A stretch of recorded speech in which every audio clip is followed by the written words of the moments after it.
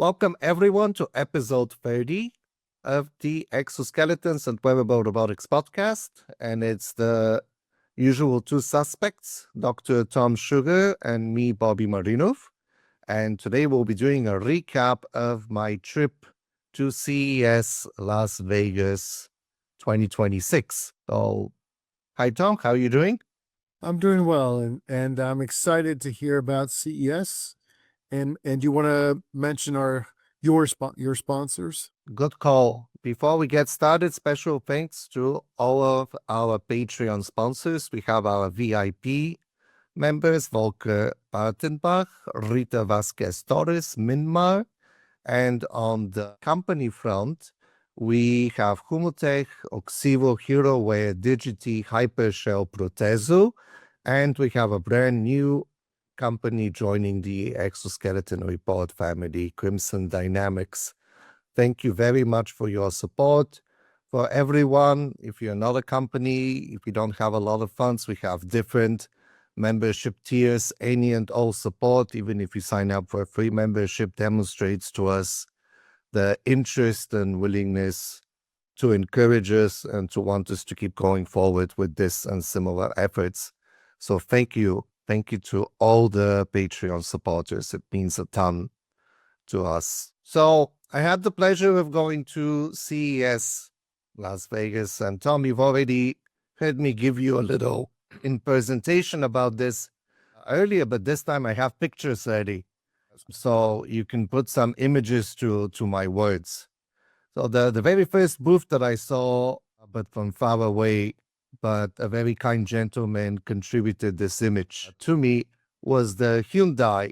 Hyundai had the shoulder support X-ble. That was also Exopark in Düsseldorf 2025. And this time, rather than having the digital graphical simulators, they had an entire car chassis suspended overhead, and people from the conference got to come in and try doing the actual assembly work. Me. And I think this shows off, the shoulder exoskeletons. There's quite a few out there. And Bobby and I both wore it at the Exo Park in Dusseldorf, and it made a big difference, right? I mean, you could keep your arm above your head for a lot longer time. Yeah, totally. And a common question that we have heard from people is, well, why don't you move the car?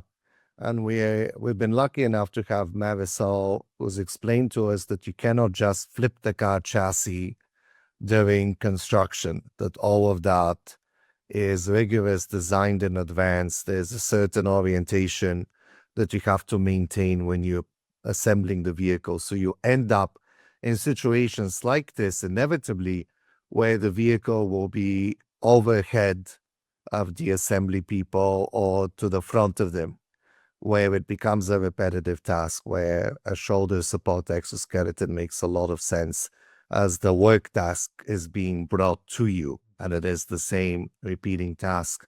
But to me, it was a big surprise to see Hyundai bring the X-ble. So Hyundai had a giant booth with all kinds of... I didn't really get to walk around it. Again, this is a picture that was contributed from someone else. I was just outside. But definitely a surprise, a pleasant surprise. Then I immediately rushed to the Hypershell booth, and Hypershell was, in full disclosure, was the company that sponsored me to go to CES this year, and this is why it's the first time that I've been able to attend. And Hypershell had a phenomenal booth where, Tom, you and I have talked over and over and over again how you need to have an artifact, how you need to have an example use case of these exoskeleton devices when you go to a trade fair or a conference. When you have an exoskeleton on a clean carpet room floor, it is so difficult to understand what is this for. And the Hypershell team had really taken that to heart. They had the largest staircase out of any of the presenters. It was more than a story and a half high. It looks like they're climbing stairs, then walking, and then going down a ramp. Is that correct? So yeah, it was a double flight staircase that meets in the middle with a little tunnel. It was super cute. On the right side was a regular staircase, like what you would find in an apartment building. On the left side, it was a combination of uneven steps, more to simulate like a mountain climbing situation, Oh, okay. and ramp. So Okay. that way people got to experience the exoskeleton in multiple different possible use cases. And there was a lot of interest. So they had the Hypershell team had 6 exoskeletons cycling continuously. From what I got to see, there was quite a bit of interest, and most importantly, people were putting them on and going up and down the stairs. So getting to experience the device.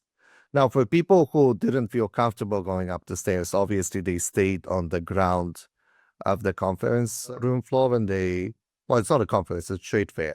They stayed on the grounds of the trade fair floor and made circles around the booth. Yeah, and in disclosure, I went to California and visited Bobby, and I wore devices, and there's some videos out there on the web.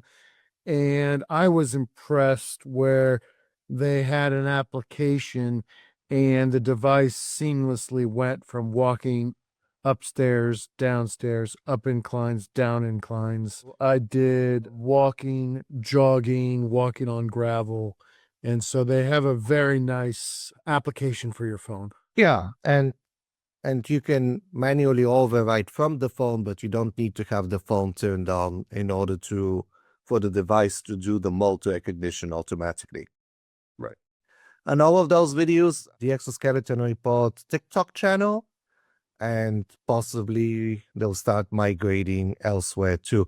But you don't even need a TikTok account, just do tiktok.com/@exoskeleton report, and you'll be able to see the latest videos at all time. So we have about, I think, 19 or 20 exoskeletons to go through.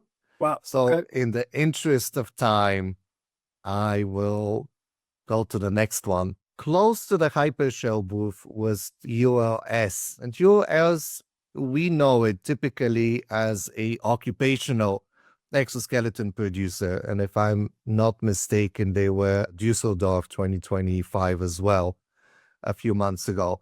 They had a handful of their occupational exoskeletons. You can see there was one gentleman trying it out. Now, for everyone who is able to see the picture, it's a person bending down without bending their knees, which is not the ergonomically correct way to do it. But keep in mind that there's many work tasks like palletizing, crating, uncrating. There's a lot of tasks in construction, manufacturing, and elsewhere where you just do not have the capability to bend your knees because there is some surface or some object that is preventing you. And that is where these occupational exoskeletons really shine, where the task cannot be redesigned. So they had those, and since it's a consumer electronics show, the focus was on the Viatrix, which is Latin for traveler, I was told, which is the very first time that I've gotten to see this hip-powered consumer exoskeleton in person. I've seen glimpses of it in social media.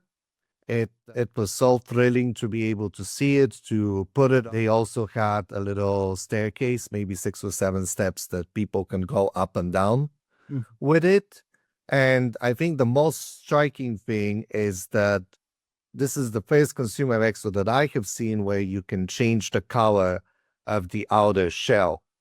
So they had 6 different colors presented at the show, and one can imagine that you could go to infinite, including custom-made designs in the future. And to me, that made a lot of sense. This becomes part of your clothing, so it makes sense that you would like to customize it to your personality.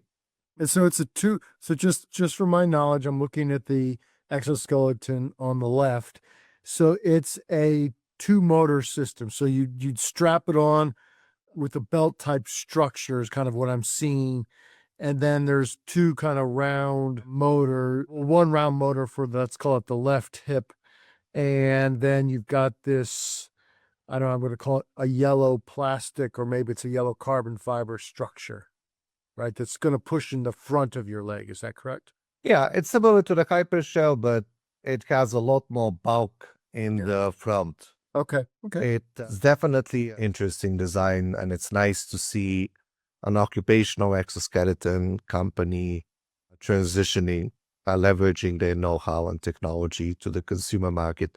And I think we should expect to see only more and more companies doing that in the future. Yeah. So then as I was walking, so I had made an article on Exoskeleton Report outlining where the exoskeleton presenters would be. And as I was walking to the next booth, I literally stumbled on this stand. I did not know about them. I did not expect to see them. It was just a shocking surprise. Well, it's like exoskeleton booth out of nowhere. So this is Xtand. It's the wearable sports tech ecosystem. And they have two families of devices, interestingly enough. They are working on a knee-powered exoskeleton, kind of similar to Skip with the Mogo, where they're thinking about how to integrate it into clothing. Okay. And they also have a single motor hip exoskeleton that attaches like a fanny pack in front of the body, similar to what we have seen from VIGX and YRobot. Okay. And unfortunately, they had only a handful of the knee devices that were ready to go, and they needed one for a media event. I didn't get to try the knee device, but I did get to try the hip exo, and it felt a little bit prototypish, but it also felt really good. I was surprised that a company that, at least to me, is new to the field would have an exoskeleton that, like, I would definitely like to keep trying it out and walk with it more and put it through the paces if I ever get the chance. It was a good experience. Do you have an idea of their home market in Asia? No, this is all new to me. Okay. Again, I just stumbled on them. It was a complete surprise. Maybe a reason why it's nice to go to an event in person. Yep. Now, the other family of devices that they had, which was interesting, was they're also working on the braces that will harden when they detect a potential injury to a leg joint. And ironically enough, that is much closer to the classical definition of an exoskeleton, where it's an outer shell. So basically, the way that these things work is similar to a motorcycle boot. If you were to fall with the motorcycle boot, all it does is it locks your ankle, so you fall with the motorcycle, and that way you don't hurt your ankle. So this is a similar concept, like for the knee, for the ankle, that if it detects a weird angle, the device will harden, form a shell, and prevent the joint from getting hurt, from getting stretched, from being overexerted. So just for the viewers' knowledge, I just Googled. I'm gonna mispronounce it, and I'm sorry. Suzhou, and it says Suzhou is a hub for exoskeleton development in China, with companies like Bionics, Intelligent Technology, creating solutions for industrial and consumer exoskeletons. Other companies in the area are developing military-grade suits for logistics and soldier augmentation. Yeah. Okay. Big surprise. Made me very happy to just walk and stumble on a new exoskeleton company. So then I continued on to my target, which was VIGX, which is also known as Kenqing, and in Germany it's known as Luban Exo. And I got to try their flagship product, the Pi, and it felt good. It felt really good. And then every time I mentioned something to the staff at the booth, it's like, like I would like the belt to have fewer plastic straps, so I would like this, I would like that. They would just point me to the Pi 6, which is the one in the middle, which is the new model. They had copies of the new model, but they were not really demoing that yet to people. But it seems like it's a smaller form factor, a smaller, tighter, lighter, easier to fit. So really promising. Back to back, basically, I got to try two of these. So it's a single motor device where the motor turns counter to one leg in front of the other with two telescoping arms that reach down towards the knees, and they're on a sliding rail. So that way you also don't get shear forces. Very promising, very interesting. There's a gentleman from Taiwan that has made an hour-and-a-half video that outlines, like, in his opinion, who should be using a forward-facing exoskeleton. He feels that they're good for smaller people. And then the hip consumer exo, like the Hypershell, is better for people who are larger, who might have a bell and might need to kneel or bend forward a lot in their task. So on Exoskeleton Report, I've been monitoring Kenqing for a long time. So it was such a delight to finally be able to see it in person, touch it, put it on, walk around with it. Basically, one leg is pushing back while the other leg is lifting up. And so then the system is kind of working like, I don't know what I would call it, some type of oscillating pendulum back and forth, right? So it does, so it's going to lift in the picture on the left, it's going to be lifting your right leg up while pushing your left leg backwards. Is that correct? Because I've done some exoskeletons, and I went with a 2-motor solution so that the left leg could be completely independent of the right leg. Did you ever feel like it got in the way at all because it's just a 1-motor design, or did it feel pretty good? It felt pretty good. Obviously, how you design the telescoping arms matters, but you can see in the VIGX by 6, the new model, they're already much smaller and they're telescoping on the inside rather than having a rail. So everything that I thought of, that on first impression that I thought could be improved, it appears that the new model is already accounting for it. Now, the one thing that has been identified that is definitely a big difference between the 2-motor and the 1-motor hip consumer exoskeletons is with the 1-motor, you cannot assign a bias to the left side or a right side. So let's say you want to focus the device to help you with just the right leg. You cannot do that with a single motor exoskeleton. Right. At least not right now.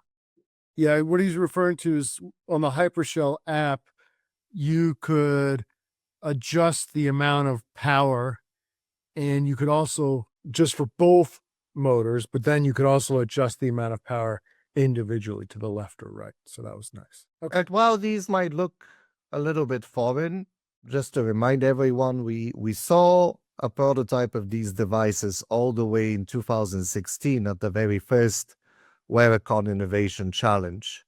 It was a military outfit, maybe West Point Academy, that it's on my website, that they brought a prototype like this. Yeah. I had an air legs kind of prototype, but it was, and you use pneumatic air, but each cylinder was individual. So I had a telescoping pneumatic cylinder on the left leg and a telescoping pneumatic cylinder on the right leg. And it felt good. I really love the feel of pneumatics. It's just the noise of the air source and the powering of the air source is tough.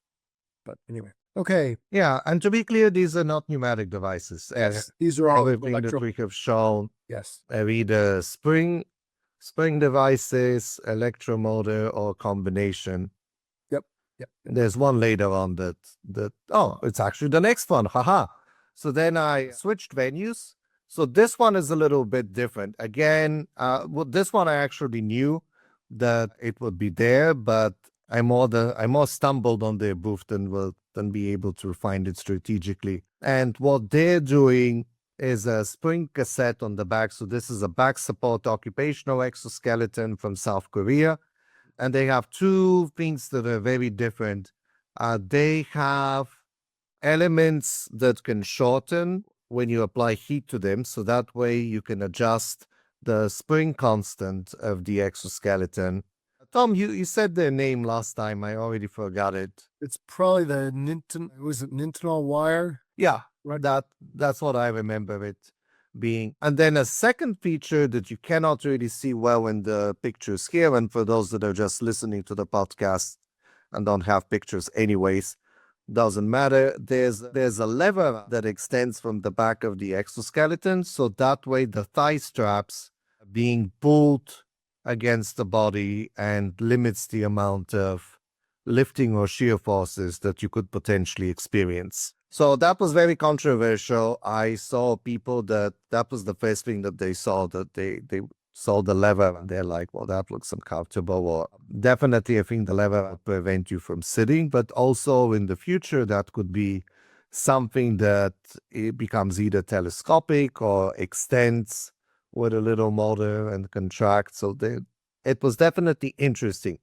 And it shows how much the industry is still innovating, that we haven't even settled on, yes, this is the design that we love. At the ASTM Exo Games, a shout out, one of the teams also had a similar strategy where they purposely made a lever at the back, but there was going straight back, while this one was going back and down behind the buttocks. So very nice people. They have a lot of ideas for the future. Obviously a smaller booth compared to the other hall, but they were super friendly. I got to try out the device. And as usual, being able to try out an exoskeleton gives you so much more value than just watching videos or reading about it. Any questions on this one, Tom? Nope. So then another surprise. I've known of YRobot. I did not know that they will be at CES, and they have a powered knee consumer exoskeleton. Again, the team was super mega friendly. I immediately got to try it out. Even though their booth was small, we were able to use the stairs that go up and down between the floors to try out the exo. And I even ran into another person with an exoskeleton who was doing the same thing from a different company, also using the same staircase to put the exoskeleton through the paces. So this is only my second time ever trying out a powered knee exoskeleton, and it felt really good. It's definitely a consumer device, definitely way fewer straps than what you would think of a medical system. My only comment to them was, for me, for someone who has a bit of a beer belly and my shape is wide and then narrows at the hips, I really need suspenders or something over the shoulder to keep the exoskeleton in place. And my grandmother, who's 85, and she's the ultimate beta tester for me, she is dying to try a powered knee exoskeleton. So I would love for one day for her to be able to experience this, and for her to be able to tell me, as someone who's now becoming mobility challenged, what makes more of a difference. If it's augmenting the knee, augmenting the hip, or do you need to do both? So just from my knowledge, then it's a independent left motor for the left knee, independent right motor for the right knee. What I'm seeing across the back is probably the battery / microprocessor system. And so for right now, they're just powering the knees, and that's it. They don't have a... Yes. No, not at the moment. Sure. I think it's smart for them to start with the knees, because right now there's way fewer devices Sure. at the knees. They talked about the back is the battery packs, and they're on a belt and they can absolutely be moved to the front or the side. That is one of the topics of conversation that I had with the team. So again, a great surprise, an excellent reason to go in person to an exoskeleton trade fair. Like, I got to see more than I expected that I'll be able to see. Right. I just Googled their website, and for people to know, it looks like they're going to have a Kickstarter campaign and a price point below $1,000. Impressive. Yes, thank you for mentioning that. Yes, they did. They did talk about that. So then moving on, I got to connect with Ocalis, which is an occupational exoskeleton company out of Turkey. They are really nice. They are collaborating with a company here in Silicon Valley. So I got to see their office a couple of weeks ago, and they actually had me on their screen. So, Tom, if you look back in the screen here, that's me visiting their office. So it was very surprising for me to see myself in the screen. I jumped up in surprise. Right. They specialized in passive, spring activated exoskeletons. They have a shoulder support device. They have back support. I believe that they have a combination, and they're just getting started. They've been in operations now, I think, for the last 5 years, and I expect to see great many things from them. Yeah, it looks like they have. I just jumped to their website just for the fun of it, and it looks like they have a shoulder system, a back system, a neck system, and they also have a software, an AI ergo software system that can give you scores, ergonomic scores while doing a task. Right, and that is a whole topic. I will use the opportunity to take a tangent. The exoskeletons are not becoming more popular just because exoskeleton technology has improved. We are also, as a society, getting better at measuring their impact. And that has been a big game changer, in my opinion, where obviously you have a subjective opinion of, oh, I like this, oh, I don't like this, oh, I feel it's helping me, I feel that it's not.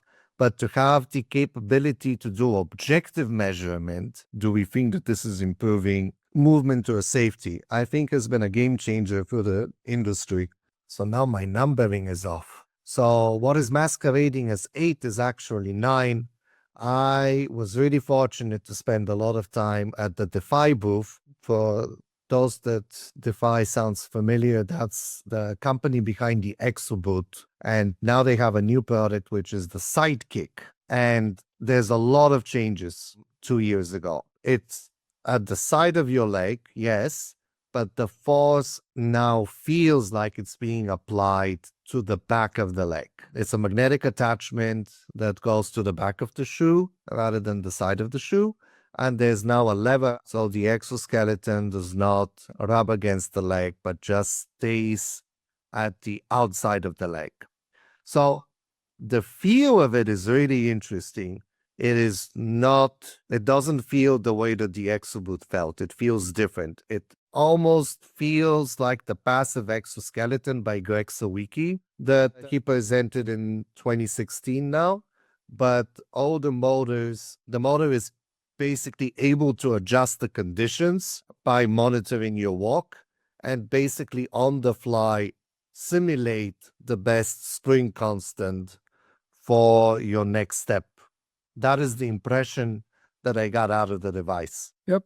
Looks like, there's been a lot of groups thinking about, powered ankle devices, whether they're orthoses, whether they're consumer systems like this, or whether they're powered ankles.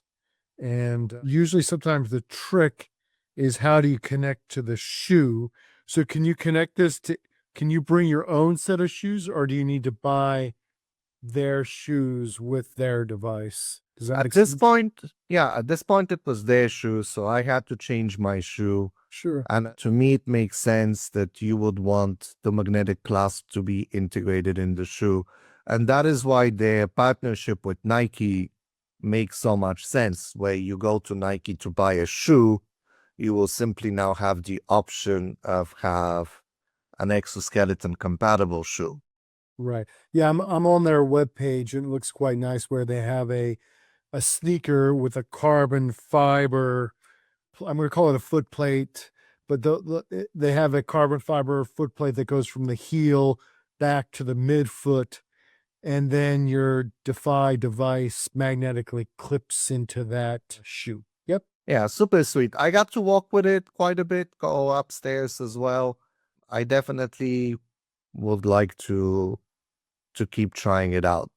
I think that there's definitely some adaptation time, which should be expected. And I would be really curious to see how this feels after 30 minutes, after 2 hours, after 2 days, after 1 week. Right. Bobby's heard me say this many times. I always have this belief that when you wear the device, if you forget about it and it's helping, that's actually perfect. And then you wear the device, you forget about it, you're walking around with it, and then you take the device off and you say, "Oh, I'm missing something."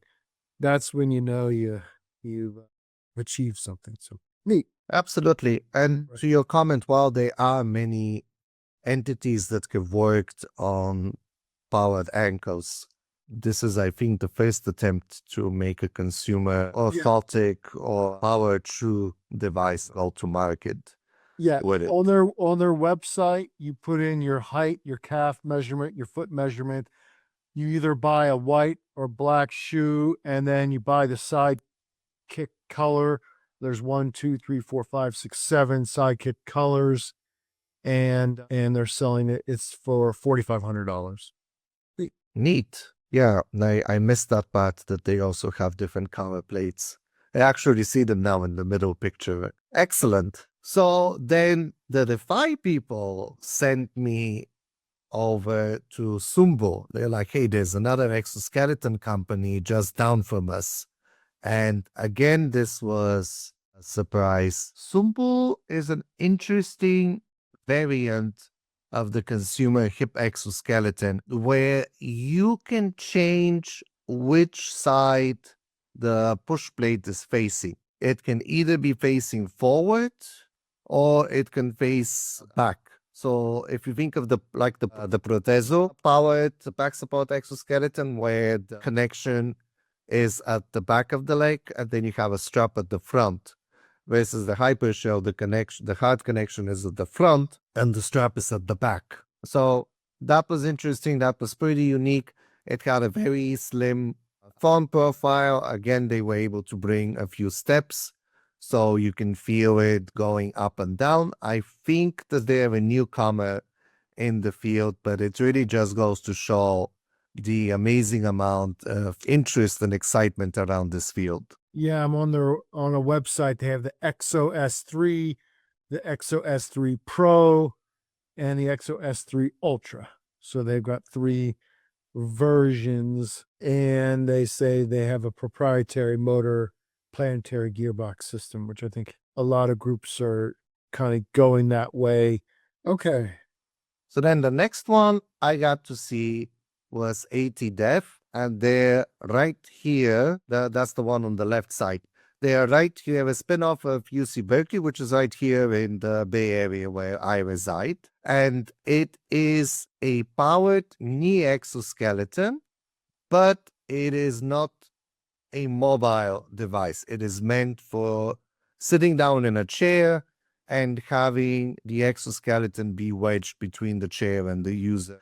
So then you can do knee exercises while sitting down. So we've seen this with the hand exoskeletons, where I call them fixed frame, but they have no frame, but they're not meant to be mobile. You're not meant to walk around with it and like do dishes with it. Especially for those that have a compressor and a little computer screen. So this is the same situation where the device is small, but it's definitely an exoskeleton, but it's meant to be used while stationary. You're sitting down in a chair and doing knee exercises. So is it more, you think it's more of a rehabilitation device?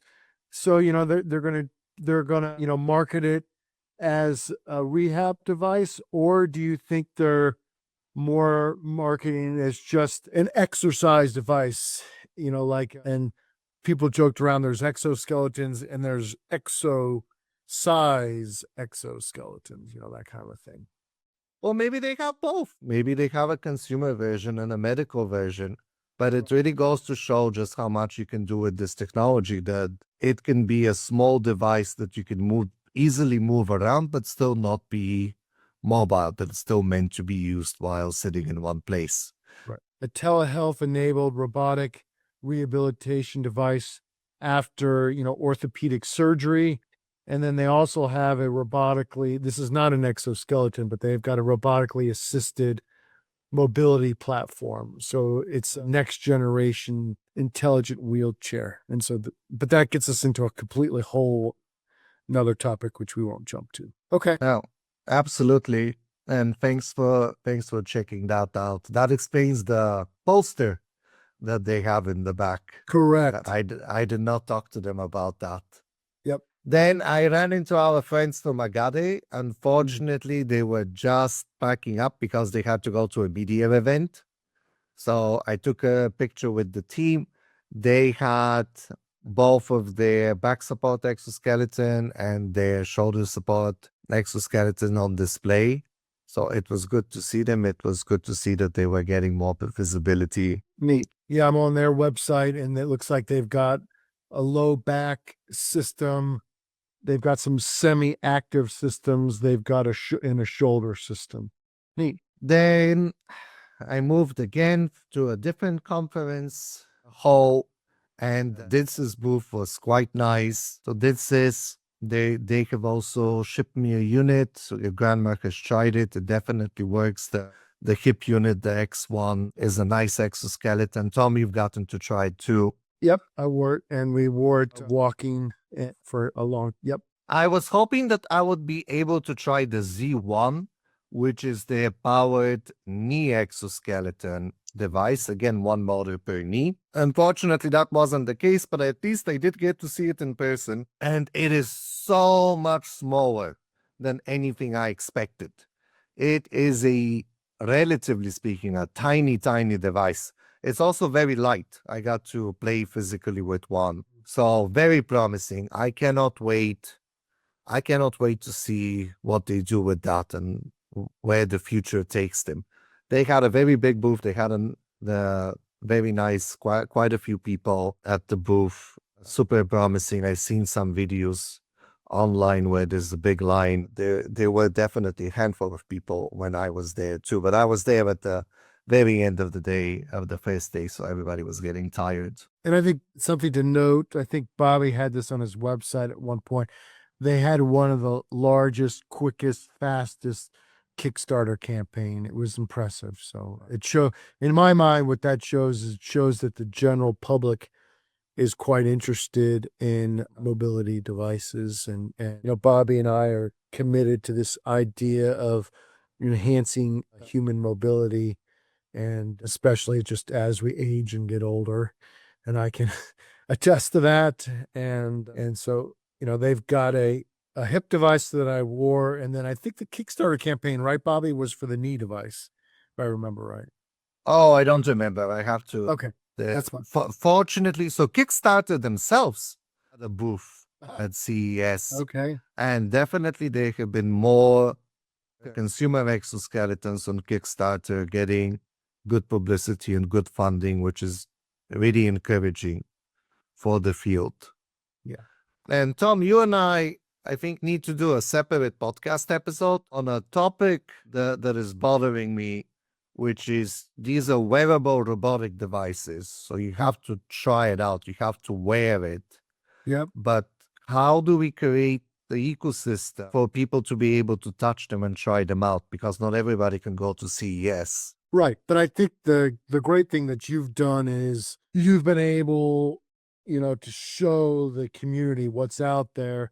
And I mean, that's what the great thing that Fraunhofer did. And I give them a ton of credit. And then we worked with them with the Warecon Europe is the Exo Parks. And so, yeah, we definitely need a discussion on, Exo Park, Consumer Electronic Trade Show.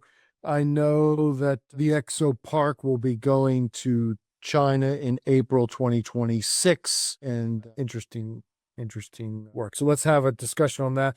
Just for the viewers, I wanted just to tell people, that Dnsys was looking for a goal. They were looking for like a $40,000 goal or something.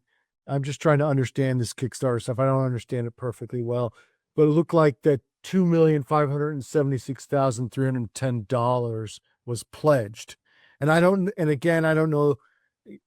all my Kickstarter stuff. A pledge, I don't know if that might not mean you get the money per se up front, but it definitely shows that the humans are interested in mobility devices. Yeah, and like you like to say that aging is not a medical condition. Correct. And the nice thing that they have on their on their Kickstarter campaign is they show people hiking, they show people skiing, they show people playing tennis, basketball, and on a bike. So interesting. Okay, maybe we'll go to the next one. Bob. Yeah. We've got 20 to go, or 8 more to go. I think you said, right? Yes, but at this point, the conference day was winding down.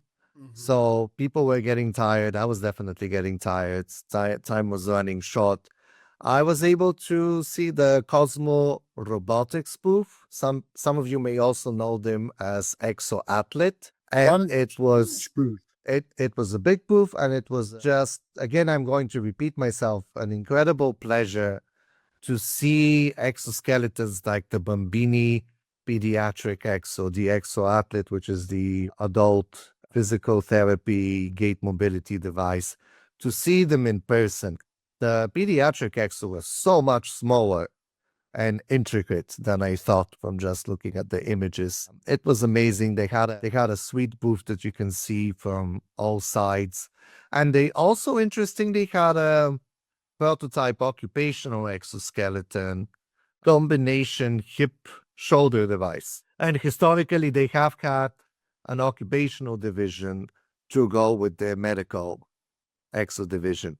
So obviously, being medical devices, no one was trying them out, but they did bring the machines for people to physically see in person what they look like. I'm on their website. It looks like they pitched their device to the Shark Tank of Egypt. I didn't even know there was a Shark Tank. No. You're on Cosmos. Yes. Bionics. No, this is Cosmo Robotics. Oh. Don't worry.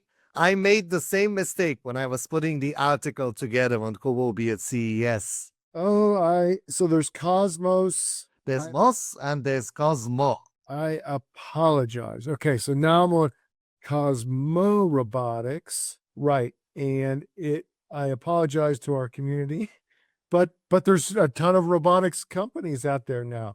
Right. And so Cosmo Robotics is out of Seoul, Korea. Yes, they had some merger agreements, so they've had an interesting geographical history. Yes, right now it's a merger.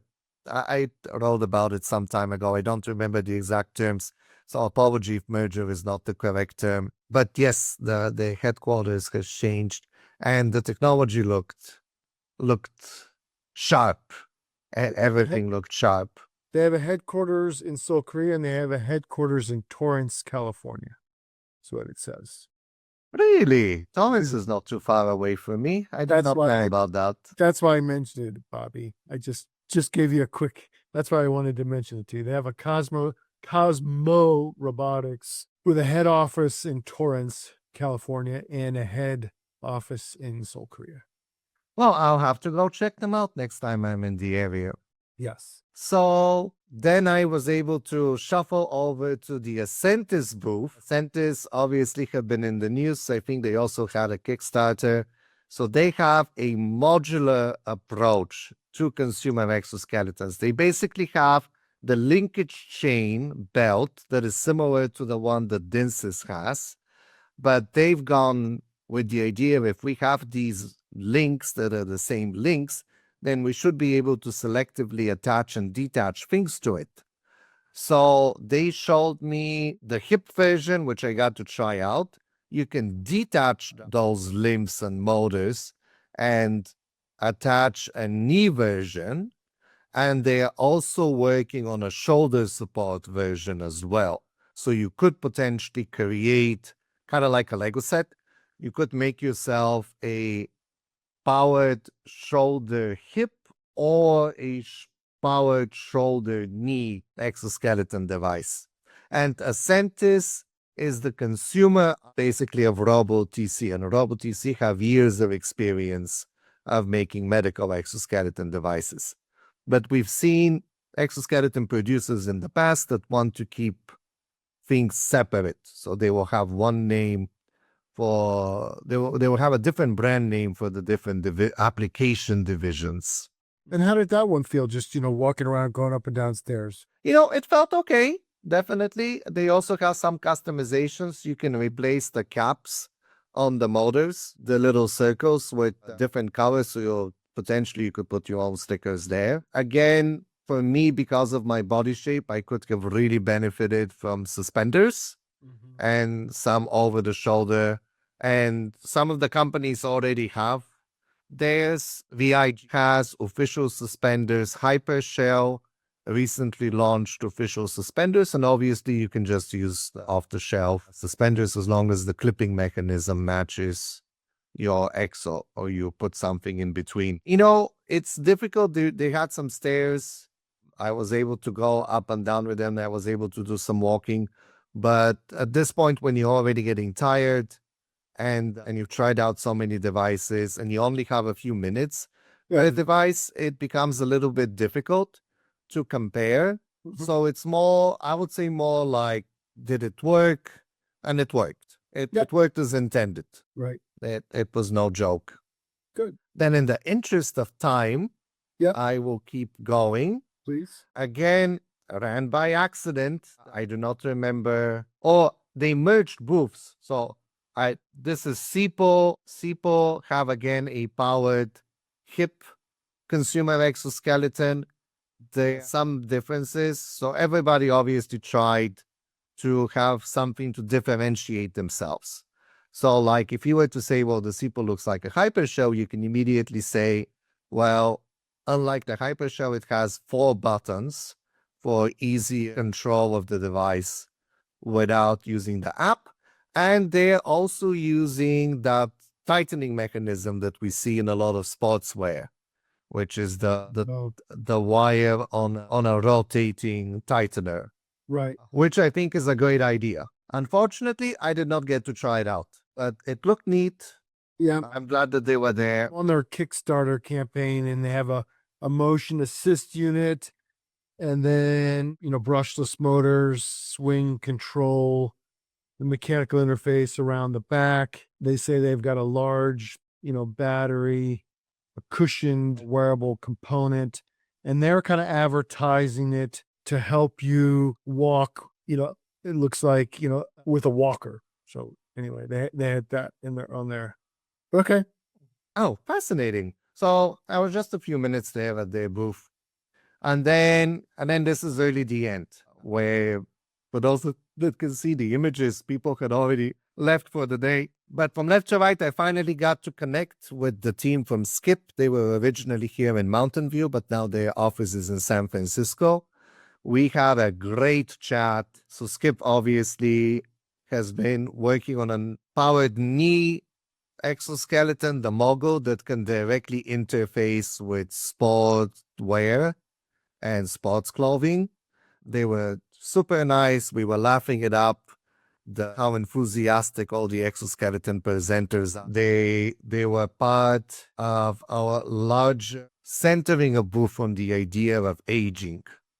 So I think that they were definitely in the right place. Then I just saw the YRobot booth. This is again a powered exoskeleton that is single motor device that is like a fanny pack. I really wanted to try it out, but again, I just ran out of time. I was there too late. They have won multiple CES awards. It should be mentioned that many of the exoskeleton companies this year have won CES awards, which is really encouraging. They also had stairs at their booth. They had the exoskeleton behind the display case with the different components. There was also Heimgear. Again, I was too late. They had already Heimgear. They also have a powered hip exoskeleton. Unfortunately, they had closed shop for the day. And then I got a picture from someone who saw the Darwing suit, which is from Japan. And I also didn't get to see in person. The suit that they seem to have brought to CES appears to be much larger than what I'm used to seeing on their website. But that is a soft suit that goes all the way from below the knees all the way to the shoulders. And it's a completely elastic device. But they've also been prototyping and working with exoskeleton devices for quite a few years. So maybe that is simply what they had space to bring with them to CES. Yeah, I'm on the I've never actually, so I'm learning things today.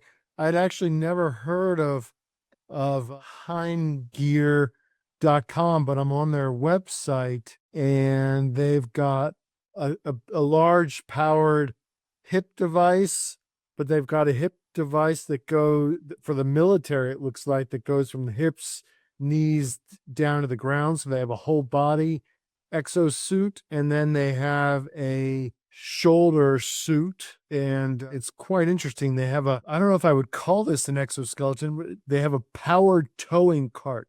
So you strap on this device and then you can pull things along.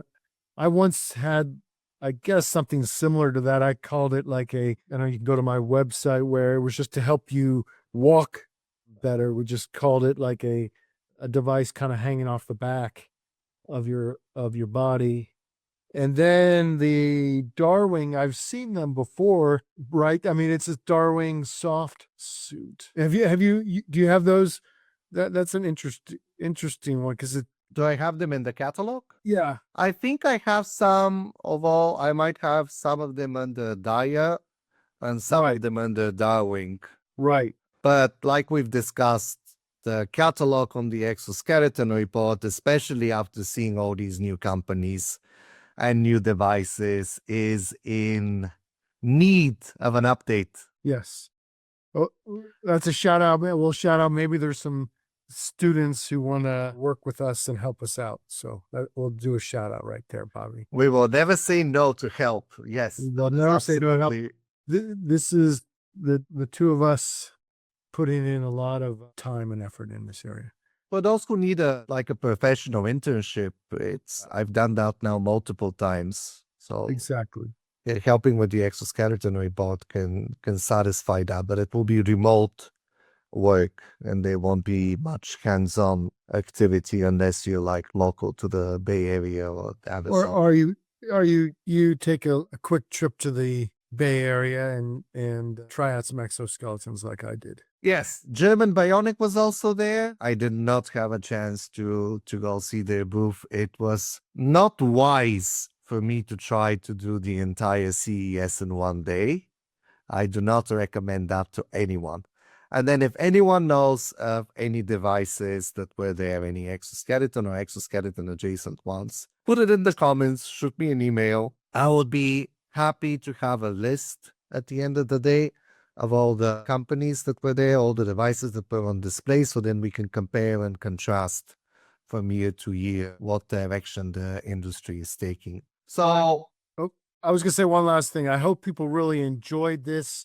What I'm excited to see is how many companies are working on exciting, back, knee, ankle, shoulder, devices, and also really trying to get these devices out to the consumers. So that's exciting. Well, thank you for taking the time and for being my co-host, and I hope everybody enjoyed this. And to emphasize what Dr. Sugar was saying is, I know of 21 exoskeleton companies, so companies with exoskeleton or exoskeleton adjacent products that were at CES in 2026. And then we saw 22 producers at Exopark in Germany at the end of 2025. So these are unprecedented numbers that we have not seen since before the pandemic, really. Correct. Oh, very exciting, very encouraging. And if you enjoyed this content, please consider supporting me on Patreon. It means a lot to me. If you have ideas on what rewards you would like to see on Patreon to sweeten the deal and encourage you to support the effort of popularizing exoskeleton technology, don't hesitate to let me know. Thank you all to all our supporters. Thank you for listening. Check out our other 29 episodes now of the podcast. Go to my TikTok channel. I try to post videos yearly, but now that I think about it, I actually haven't done my video for today. And we lost Dr. Sugar in Lost in Salt. What are you thinking about, Tom? Oh, no, I was just thinking about how many devices were there at CES. And And what I was thinking about is exactly what you said, that we haven't seen this much excitement since 2019, is what I was thinking. Yes, and for those who are new, 2017, 18, 19, it was up, up, up. Those were good days. Those are for like exoskeleton technology. of the WearCon US conference.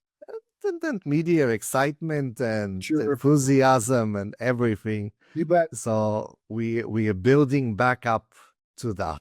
Thank you, everyone. Thank you, Bobby. Thank you. I had a blast. Ciao.